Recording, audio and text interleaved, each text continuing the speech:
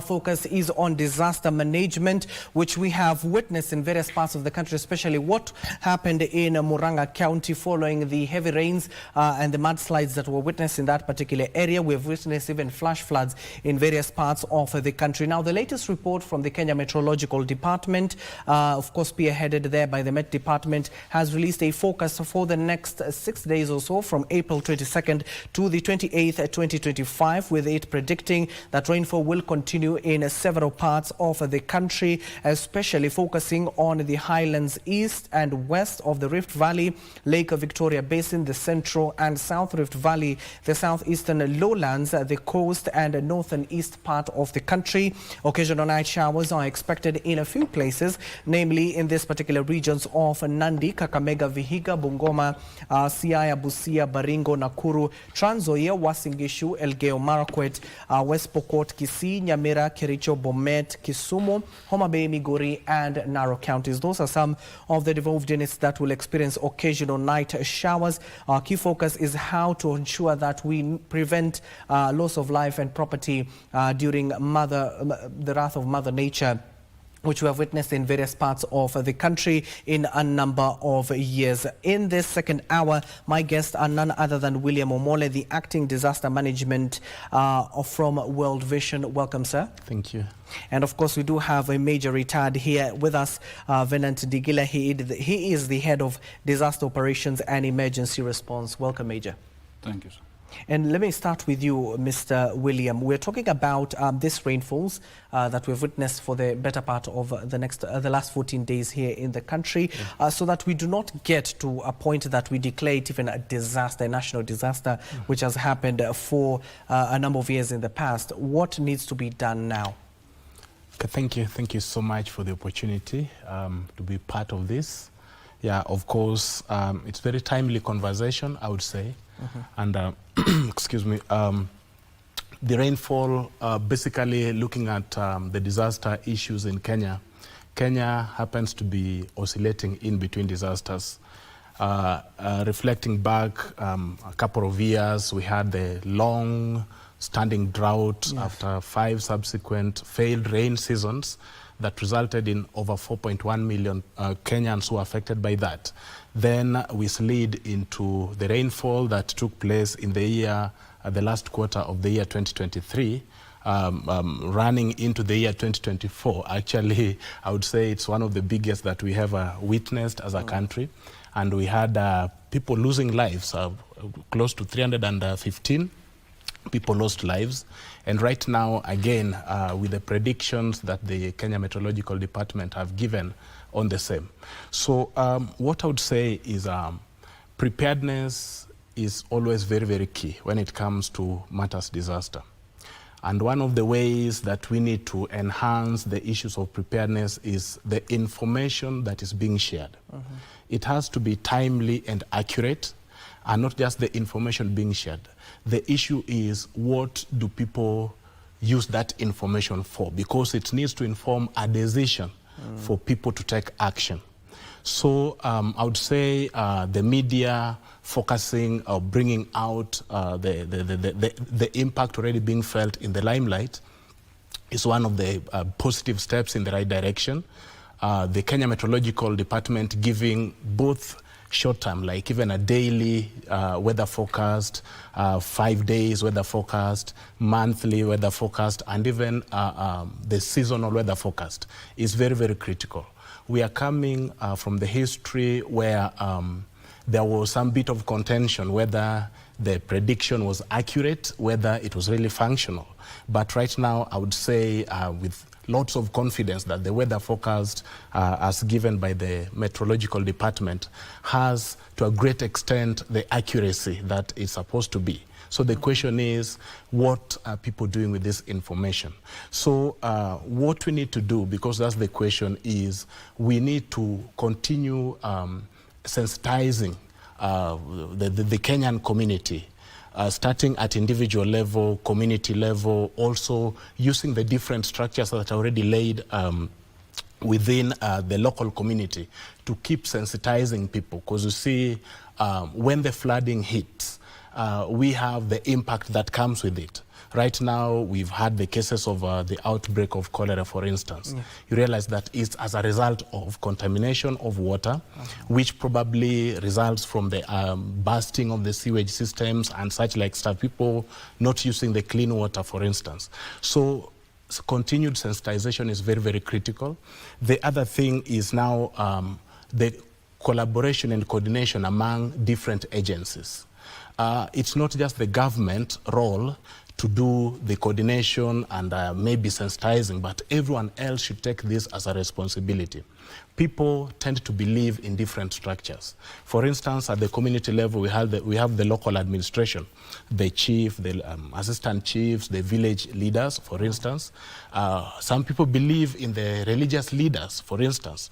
What information out there that is being shared that would trigger action for people to take action that would limit or would kind of reduce the impact should it come, so that we don't have witness what we witnessed in the last year when we had the flooding.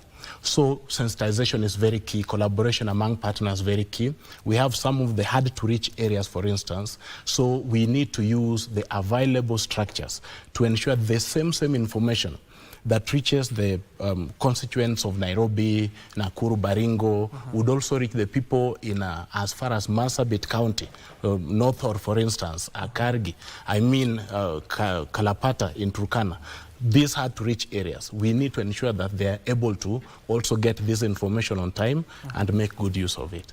Thank you. Major, in your view, are we prepared in the likelihood a disaster happens where you sit now? Yeah, thank you. And we are prepared to a certain level.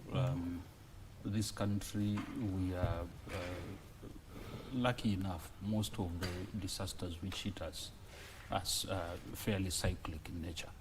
That is the first point of preparedness, because in most cases, we are almost to 100% sure that this is going to happen, and it's going to happen this time of the year, because our seasons are very fairly predictable, and we know the areas which the disasters are going to hit.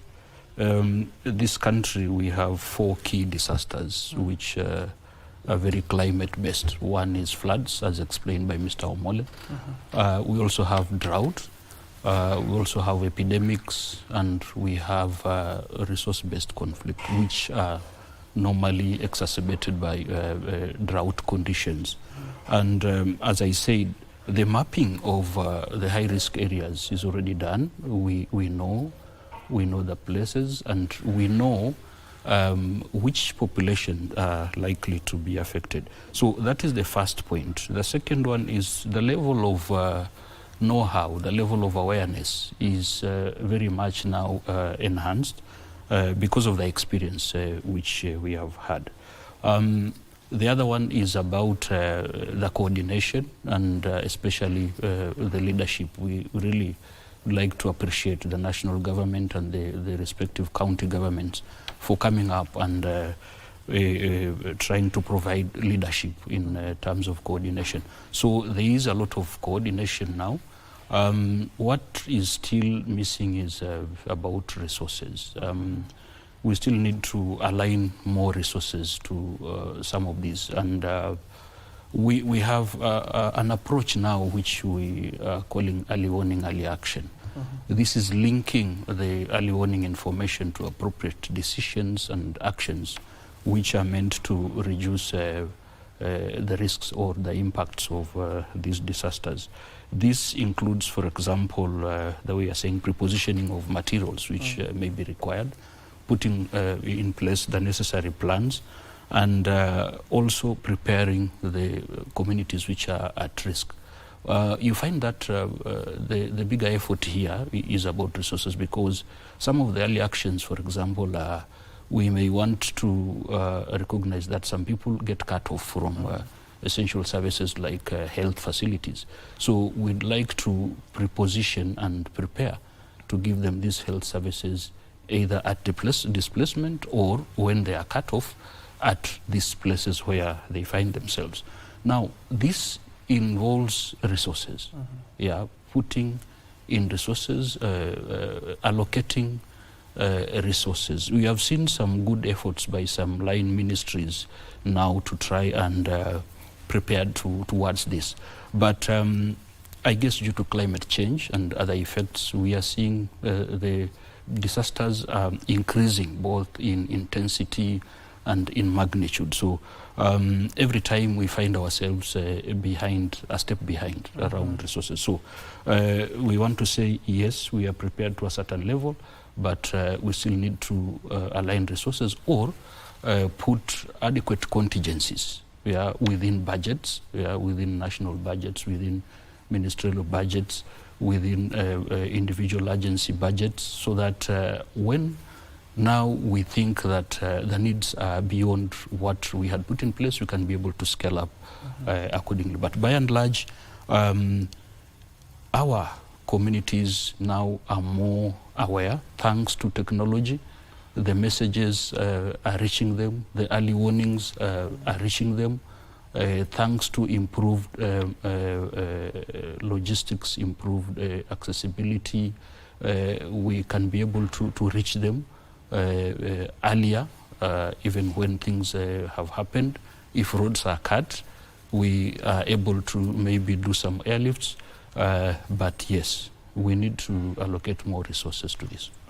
William, you're hearing what the Major is saying. We normally respond after the fact, after the incident has already happened. So where do we go wrong? Why don't we nip this in the bud even before it has happened? Because we have the technology, we understand how the weather works. So where do we go wrong all the time? Yeah, thank you. Yeah, yeah, I agree with you, as you rightly put it, that many times we are more reactive. We want to invest more in terms of responding. But it's been proven that if we take the preparedness seriously, with the seriousness it deserves, then we end up using little resources to respond, especially because we'll have averted so much of the dangers and the risks. So what normally happens is one of the gaps that he's just mentioned, just adding my voice, is the bit of coordination to ensure that resources are pulled together.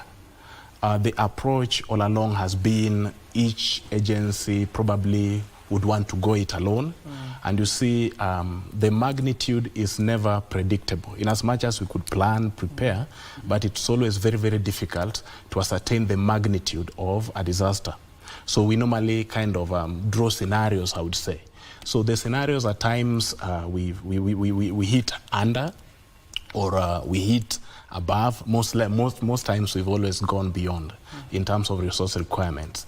So if we have good coordination mechanism, and I really want to appreciate what the government is currently doing through the Office of the National Disaster Operations Center, quite good work happening there. And even for the humanitarian agencies where we belong, you realize that the office, the UN OCHA office coordinates the humanitarian actors, but still more needs to be done. To the extent that if we are able to map resources available early enough, and also with the clear information, the hotspot areas being identified early enough, which, as he rightly puts it, we already know the hotspot areas. And even in your submission, the introductory statement, it's already clear. If we have increased rainfall in the Lake region, Lake Victoria Basin, then it goes without saying, the areas like Nyando, Budalangi, the normal areas, we are likely to see people being displaced, and of course, coupled with the surging lake waters in that area. So if we pay keen attention on resource mobilization with lots of open conversation, like when we do now the resource mapping and partners mapping, we do a lot of that, and actually that's the current direction as we speak. We are able to come to the table and say, okay, Kenya Red Cross, what do you have, where? World Vision, what do you have, prepositioned where? How much can that go? If the gap is already established, then resource mobilization begins early enough through the appeal that is normally given. The other thing that also may need to be factored in is the budgetary allocation. Remember, when we talk about disaster management, we have the first and the frontline people, the community themselves. How much of the resources is available for them, and for them, I mean, it's at their disposal. Resource could be information. You know, people, I mean, we should veer off the fact of imagining that resources are just finances. The information that they have, do they already know, like if there's flooding, do they already know the evacuation centers, for instance? And the question would be, at the county level, do we already equip the evacuation centers to ensure life continues in case of displacement, for instance? We have already these centers, but there's that bit of not getting to these centers to equip them and prepare them early enough to accommodate people whenever there's displacement. So you realize that when there's displacement, for instance, people tend to move to schools. That already disrupts learning in schools. People move to churches, for instance. It disrupts, again, operations in that place. And you realize that it becomes a little bit difficult to maintain people in the evacuation centers or the temporary IDP centers that people, because people will run for their lives and they'll always tend to get to at least a safer ground. So in terms of what we need to do that is not being done right is, can we have a conversation, then agree based on the scenarios that we've built, what is required? Should we have scenario A, probably the worst case scenario, or scenario B, probably the moderate, or scenario C? Then who has these resources and where are they? How quickly can we do it? We can, if you're talking about flooding, for instance, we are aware that should it come, movement becomes a little bit disrupted, because the roads will be cut off. The other time we saw people could not access Garissa, Hola, and some of these areas. So can we have these resources prepositioned within the reach of the community? We know that Tana River probably would be cut off, so we ensure that the resources are already in Garissa town, using Garissa as an example in this case, such that if it's required, then people are there. The other thing is about capacity building. In terms of disaster management and even the response issues and even the preparedness, there's that bit of capacity gap to the extent that should it happen, how should I start from point A? What should I do, for instance? So that bit of enhancing capacity, ensuring people are well informed on what needs to be done at what point, and even having the key areas that people need to be reporting to, having the reporting lines clear enough, early enough, so that probably dialing which number, then they're able to get there. These are some of the things that we need to really continue working on. I would say. Major, you clearly stated, as you respond, I'll give you a chance to respond. You were clearly stating that resources are very key, especially during this particular time. So in terms of resources, what we've witnessed in the past is when especially governments bring in not just funds, but in terms of human resources as well, which is very critical for response teams that are going to affected areas. So in terms of a budgetary allocation, is there enough budget that is being provided from the government, even from NGOs or even interested private sectors, to ensure that you're adequately resourced to tackle these issues? There are two aspects of resource needs here. One is about preparedness, as we have just discussed. Where we need to put in resources to ensure those who are at risk are very much prepared, or they are likely, or rather, they may need to reduce the impact, or they need to reduce the risks as much as possible. And then the second element here is for response. If after the impact, then what are they going to need? So both sides, we think we still need to put more around preparedness and resilience building. Much as we have recognized that we know to a very big percentage the impact area of these disasters. So we can be able to foretell and say we need to strengthen the resilience of this community. We really need to strengthen the preparedness of this community. So maybe because of lack of resources, we are not putting enough to allow the communities at risk to prepare more. so that they can be able to respond accordingly, or they can be able to reduce the exposure. One is, for example, when I mentioned about early action, one is about relocating in good time, where those populations which are in, if it is flood risk areas, they can be able to relocate to safer grounds. How do they relocate? Do they relocate with everything? Do they relocate with essentials? Where are they relocating to? Now, we have some areas with relocation centers, but many of the areas don't have these relocation centers. And if these relocation centers are there, they're not strengthened enough to be able to accommodate these population. But that is a way, one good way of reducing the impact, especially at household level, where now people can move until the floods pass, then they go back to their farms, because most of these settlements is about livelihoods. They go to settle in the high-risk areas because they are either farming there, or that is where they've been getting their livelihood support from historical times.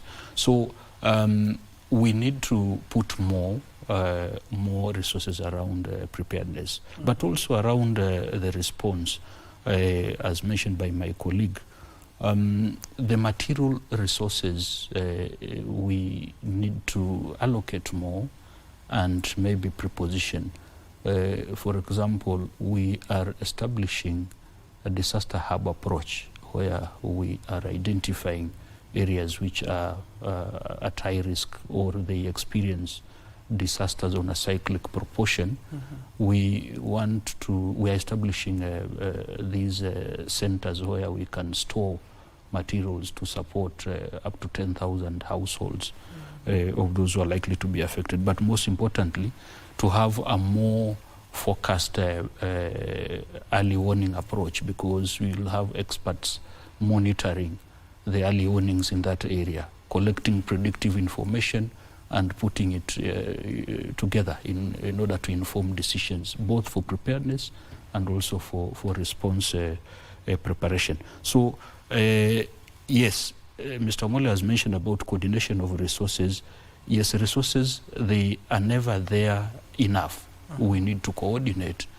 Now, in terms of response, response mostly is informed by the impact.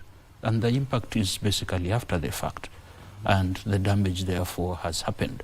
So most donors, especially for us humanitarian actors who depend on donors, they want to see some part of the impact and a little bit of projection, very informed, scientifically or experience-informed projection that floods have started. We have 1,000 households which have been displaced, but the way it is looking, we are going to have 10,000. Now, if you see that, then already some damage will have happened. And in most cases, therefore, it is late, because already the effects have been, whatever, they have been experienced. But I want to add something in the whole picture, especially for this country of ours, is it's about sitting down and looking at the experience of each episode. The experience in terms of the impact. For example, we have not quantified properly the economic effect at maybe the national, regional, or the county level, and up to the household level. With this, therefore, is an element of which we need to add into the conversation each time and say, our season is this period in the year, these are the impacts, these are the related effects. By the end of the day, these are the economic impacts. How, therefore, can we be able to reduce? By the fact that we are bringing it on the table, that we have this economic impact, it is a wake-up call, because you can imagine how much retarded development has happened, or rather, retarding of development gains which have been done and then they get eroded by one single impact of flooding. So we are looking at trying to work with the relevant ministries to be able to come up with this picture, especially at those specific locations. So then it can inform us now, what do we need to put in order to reduce this? To some extent, as time goes, maybe we'll reach the same level, the impact versus the preparedness input, but with the time we reduce, then we have more preparedness, and then we can reduce the effect of these disasters to almost zero. And William, what Major is raising is very pertinent question. Some of the precautions that Kenyans are told to normally take is move to a higher ground and ensure they're at least a little bit safe. But you see, on the other end, Kenyans will ask you, especially this incident we witnessed in Murang'a, the mudslides, when you tell people to move to higher grounds, where will the money come from for them to move to the higher grounds? Yeah, I fully agree, because it's not just the question that comes from Murang'a, but it's a question that comes from all over the country. We trace it back to the land tenure system that we have as a country. Land is individually owned or communally owned in some cases, but the individual ownership actually has the biggest share. So you realize that whenever the instruction is people move to the higher ground, the places where they are moving from happens to be the more productive areas where the livelihood is actually established. So there's that general feeling that moving away would expose me to much vulnerability because I leave behind my livelihood sources and the rest. But it's a question of balancing between life. I need to live today so that I have the strength to continue working tomorrow and the days to come, vis-a-vis staying behind, then I, together with my property, disappears as a result of the damage or the damage caused by the disaster. So the element also, other than the land ownership, we also have the social behavior change kind of pattern that we have, that we experience as a country. You know, many times people don't believe until it happens. Yes. By the time it happens, unfortunately, it happens when it's already late. So in as much as you try to run, you'll realize that probably those who are able-bodied are likely to escape, probably. But we have those who are vulnerable. We have the children who need somebody else to make a decision for them. We have the women and even the elderly, those who are disabled, for instance, who need somebody else to enable them move to the safer grounds. So what needs to be, what needs to happen is we really need to get to the level as a country of appreciating the value of life. I need life today, and I need life tomorrow and the days to come. Okay. So, and life is more valuable. We cannot really put a price tag on life and imagine that probably 1 acre or 5 acres of my land would be equated to my value. I think that would be a very, very wrong perception that people may need to. So can we change? And as we change, just to add my voice to what Ndigila said, is we need to begin by also addressing the issues around where are they supposed to be moving to, because that has not been coming out so clearly. We keep saying move. Yes. The government says move. The humanitarian workers saying move. Move to where? Because you see, life doesn't stop because I'm being evacuated. I mean, that's kind of disillusionment. So we need to ensure that there is life, that continuity. And that's why you realize now, with the adoption of the anticipatory action, or the early warning, early action, we have the agencies pushing for, can we probably give cash transfer, for instance, before the disaster happens, so that they have a means to keep living, sustaining their lives in the new areas where they are being evacuated to. Okay. We've seen that happen. Actually, even last year when we had the flooding, people got some cash, and those who got the cash were able to at least get to new rented places, and they were able to move. Okay. The same thing happening even today. Some of those counties that you already mentioned, humanitarian agencies are already giving, we call it anticipatory cash transfer, so that they are able to move, they are able to salvage their property before the actual disaster happens. Yeah. Now, as we're entering the final, let me give you at least a minute each. Let me start with you, Major. You clearly talked about something that is very important in terms of taking stock what has happened to this country before. So the question is, as you wind up, Major, do we learn our lessons as Kenyans? Yeah, that is a question and also the answer, because if you look at how recurrent this has been and how recurrent we have been doing it the same way, expecting same results, but most importantly, that the outcome of these floods is the same as last year. It tells us that we are learning very little, both for those who are supposed to be supporting the community and the community themselves. Because, yes, our communities, some needs to settle in those marginal areas because of the obvious reasons. But how supported have they been so that they can be able to be more resilient and they can be able to reduce the risk? We find that the support has not been there. So we have not been learning enough, and because we believe we can do better. For example, beside relocating these people, there are areas which we have identified, and we have done some planning, some designs of houses which can be able to withstand floods, so that they can still stay there and till the floods subside, and they continue their farming.